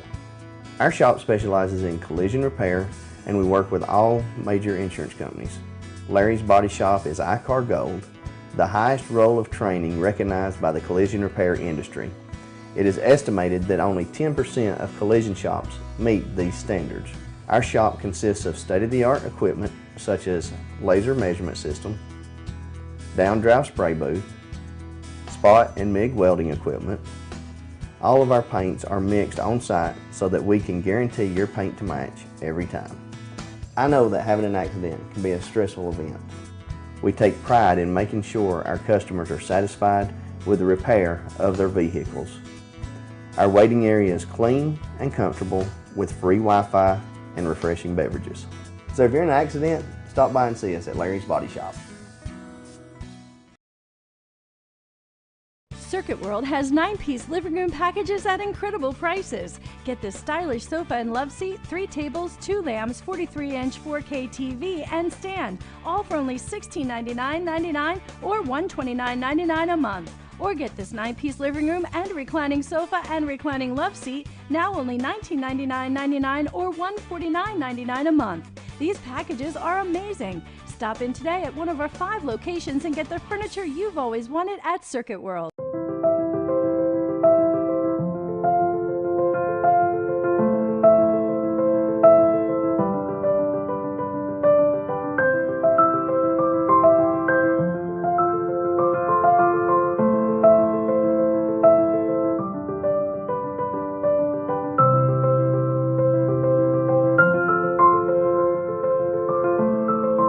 North Georgia Diamond is your source for diamonds in North Georgia. Ace is your healthful place for paint and home goods, tools, outdoor living, and lawn equipment. But did you know Ace Hardware of Blue Ridge is a little bit more? We have hunting rifles and accessories for your next hunting trip. We have Amish furniture imported directly from Ohio. And we have Ace Custom Woodworks for all your custom wood project needs, from cabinets to artwork. Ace Hardware of Blue Ridge. We have your new house in stock.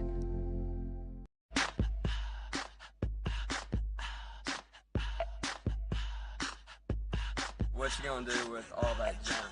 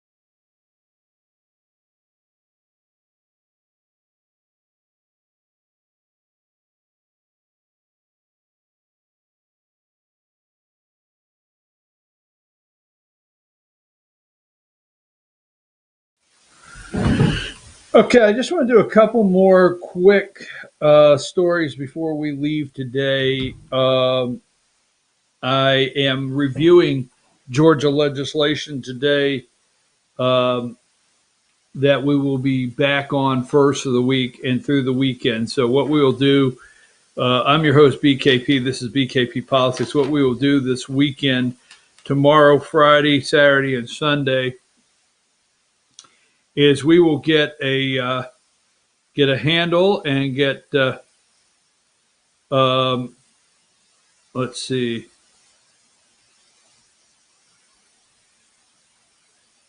$1,400 checks for 330 million people. That would be $462 billion. Who's getting the leftovers? I love that. Who's getting the leftovers? Okay. You're going to get $3,200 out of $5 trillion. $5 trillion. You get $3,200. So we're going to review legislation Friday, Saturday, and Sunday. We're going to be back ready Monday. We did so. Okay, I'm going to give us a grade here, like school. I'm going to go and give us a C. The sad part of that is, through school, this won't be the first C that I've ever been. I'm only going to give us a C this week for trying to get the third hour of the show off the ground. But that being said, we're going to regroup. We're going to get an A next week. We know it. That being said, all right. Schools. Now, when you say who's getting the leftover, all right,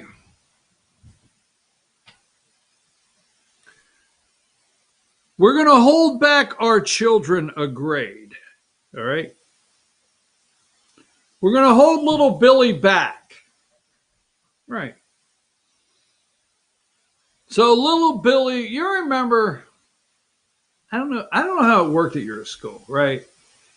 You remember you got that report card, a little envelope there. You got that report card, and it was handed out, and you had to have your parents sign it and bring it back. That was a scary thought, right? And you got that report card, and at the bottom of that last semester, I don't know if you had 6 grading periods or 4, okay? But at the bottom of your grade card, there was you advanced to grade blank. Remember that? You don't remember that? Like, so you're in the 2nd grade and you pull it out real slow. Little Billy or little BKP, right? Pull it out real slow. You advanced to the 3rd grade. Whew, made it. You advanced to the 4th grade. Well, this is not a joke. It looks like that in the efforts to get rid of Donald J. Trump last year, we sacrificed our children through the COVID, and little Billy might get held back a grade. This is not a joke. This is very true. Okay? We may hold little Billy back. Now, let me show you this here. Just a couple, all right? And just a couple little highlights. This is from the AJC. Atlanta Public Schools from the AJC may require students to attend summer school. Yes, summer school. Where's the money going to come from? Atlanta Public Schools will offer a 4-week summer school program to help students who struggled academically before and during the pandemic.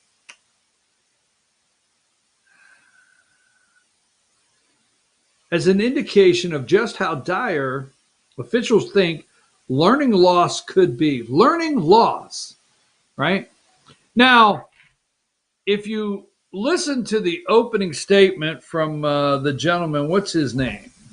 The guy that's going to be our new Cordona. All right, Dr. Cordona, the education secretary. The emphasis Joe Biden and his staff are putting on there. Let's see. The great equalizer. Do you think what they did to our children, they were thinking about being the great equalizer, our school system? They want to open them up safely, free college, community college, equity, pre-K through college. They want to take your children and unify them, diverse and more equal. Okay? How about through the pandemic, what you did to your children out there this past year? As an indication of just how dire officials think learning loss could be. Hey, we got rid of Trump. So we took our kids for 1 year and let's just shove their asses in summer school. They'll be okay. Well, we don't have them in class. They'll be okay. Wow. Learning loss. The district is exploring a dramatic step requiring students to attend a June session, the Summer Academic Recovery Academy.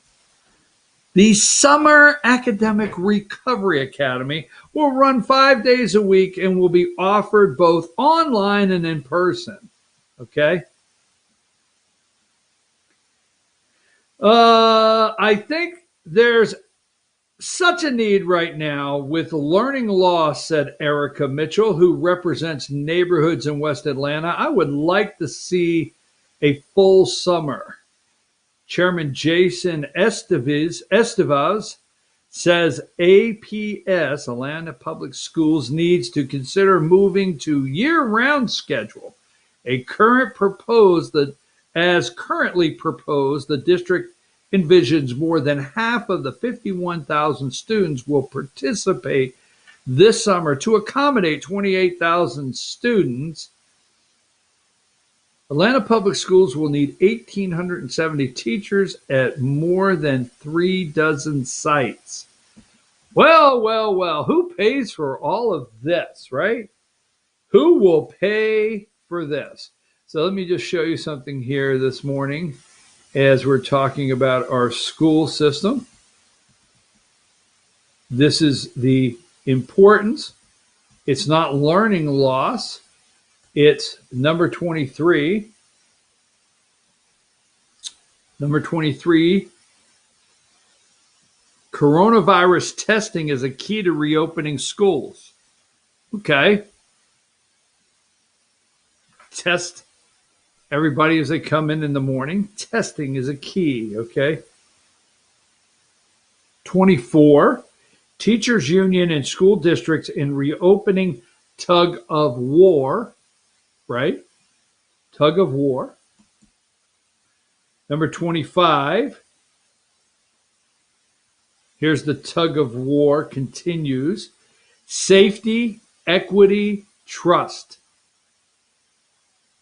Equity, trust for our schools. Wow. Equity right there. And number 26, San Francisco, California is saying, hey, we don't have to wait for all the teachers to get vaccinated to go back to school. San Francisco files a lawsuit against school districts saying, you got to go back to school, teachers unions. So when you don't know who's getting the rest of the money, right? It never fails. I will tell you, we did this on the show, I think Monday or Tuesday. It might have been Tuesday. Just go look at the unfunded pensions in New Jersey, the unfunded pensions in Connecticut. Okay? See, I wish they would have asked this guy yesterday. See, he's from Connecticut. He was the superintendent of schools in Connecticut. And the civil rights, and where Rand Paul was going with this, and I left this was an important key to yesterday's hearing that I totally left out, and I'm sorry. The civil rights organizations sent a letter to Connecticut. A civil rights organization sent a letter to Connecticut Boys can't compete with girls in girls' athletics. And he wanted to know, Rand Paul wanted to know from Dr. Cardona, will you comply with the letter? Okay. Go look at the unfunded Connecticut pensions, unfunded New Jersey pensions, unfunded Illinois, unfunded California. And then we're talking about summer school. We're talking about little Billy being left back. Sorry, why pick on Billy? But our children being left back a grade. Yes, having to repeat a year of school. It's just your life. What's going back another class and just doing it again? Why, it's just your life. You'll get over it. You'll be fine. Well, we did. You will be able to read in the history books where we did get rid of Donald Trump. Okay. Not a fake pandemic, but a fake pandemic reaction. The reaction to the pandemic. Okay. To collapse, an orchestrated collapse of our economy. So, if we look at all that, you take into consideration what we're doing to our children. Yesterday, none of that. I mean, that basically wasn't the highlight. The highlight for them is more equality. All right, more equality.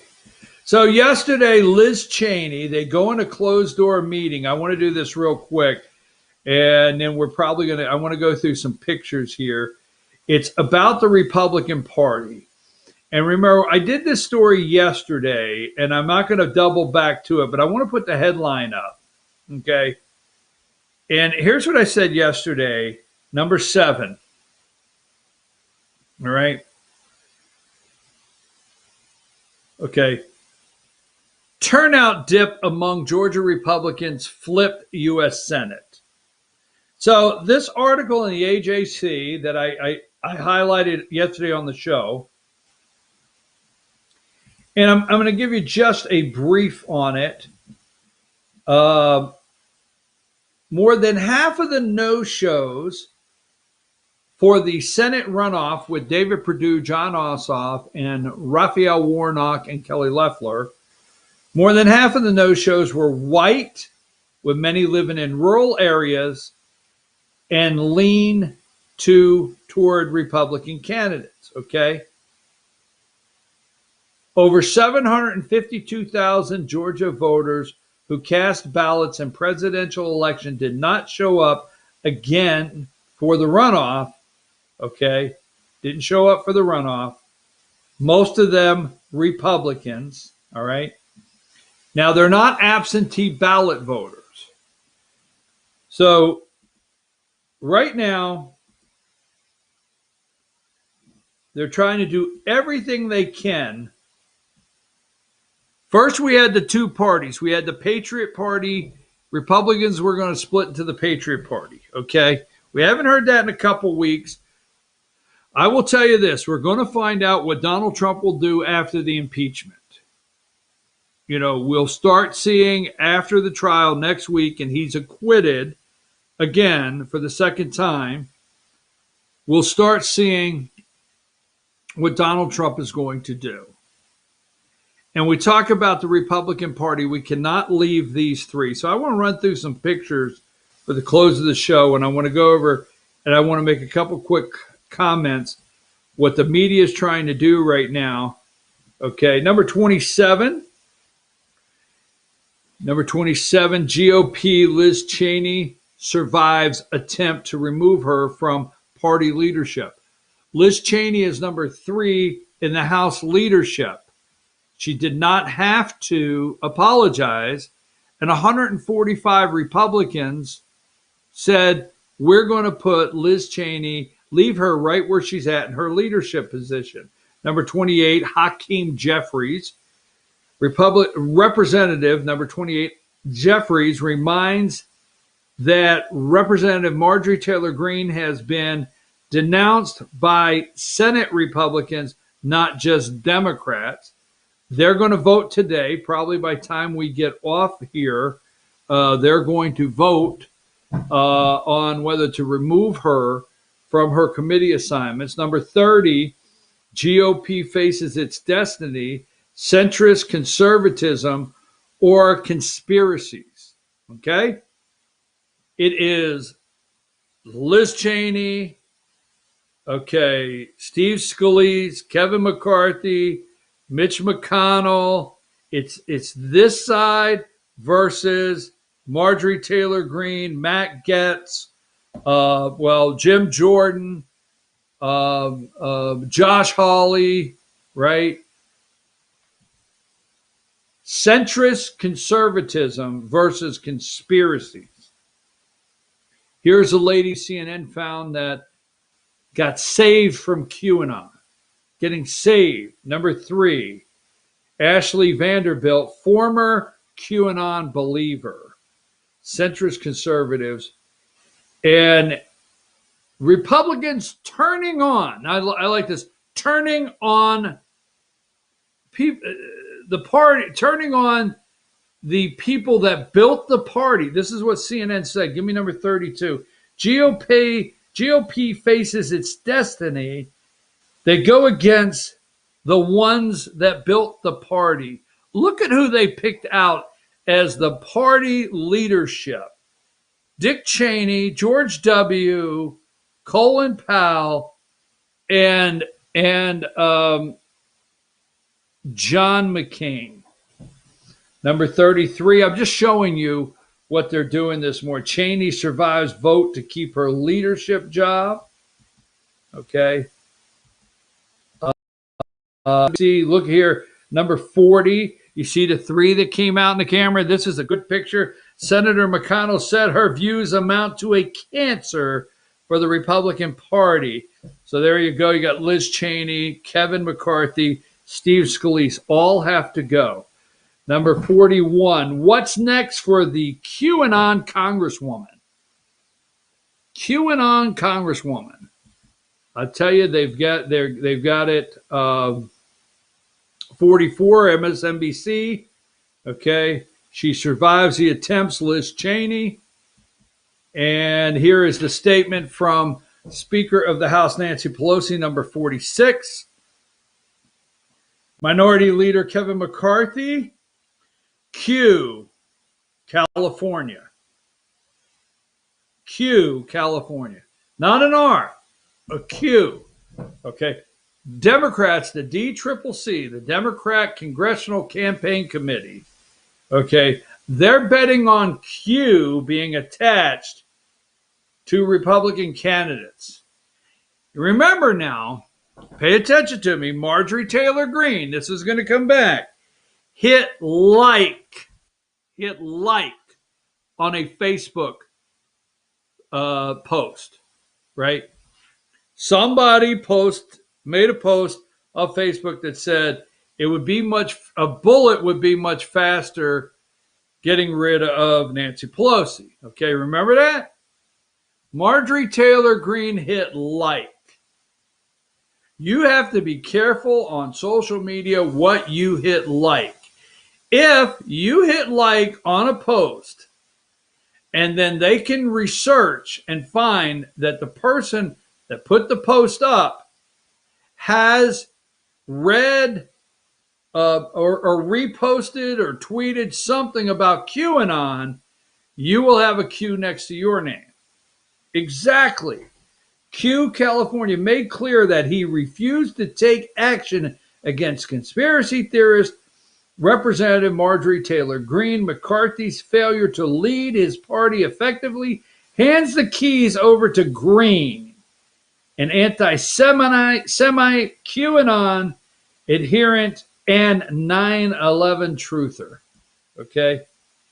The face of the Republican Party. All right? Oh, yeah, we always have to show one of the decrepit old man, number 48. Sorry about that. Joe, decrepit as could be, okay? And I'm going to find for tomorrow's show the Republican Party. They have sent out, somebody has sent out where they want to censure Brian Kemp, Brad Raffensperger at local Republican Party meetings in the state of Georgia. We will show you that tomorrow. All right, it's 10:22. I don't have a legislative update in Atlanta today. We promised Monday. Like I said, I'm going to say we got a C this week on starting our 3 hours. I'm only into 2.5, had a couple technical difficulties. Tomorrow morning, we will be at Circuit World. We always go to Friday, we go do our show at Circuit World. We have the Ask the Doc segment. It is the best doctor segment in America on Friday mornings. Second, we have an all-star political panel. Joeen, Bruce, Rick, myself. It is the best political discussion in America, period. And we always round it out with our pet of the week from the Humane Society of Blue Ridge. Let me just throw this. Number 19 back at you. Okay, to close. This is Richard Levine / Rachel.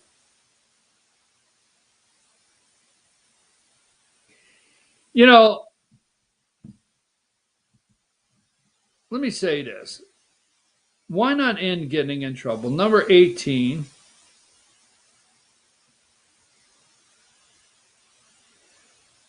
This is Richard, his wife and 2 children. This is Rachel, number 19.